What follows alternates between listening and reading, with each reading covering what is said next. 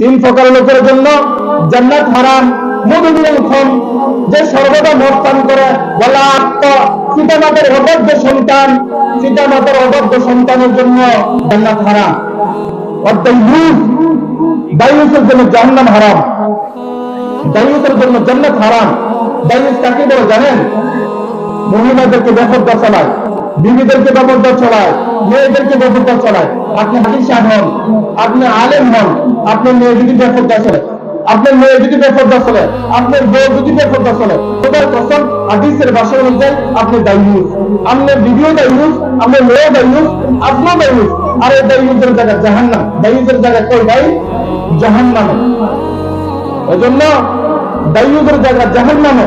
আমাদের মা বোনদেরকে আমরা পর্দা মতো চালাবো তো ইনশাআল্লাহ, আমাদের বিবিগুলোকে পর্দা মতো চালাবো তো ইনশাআল্লাহ।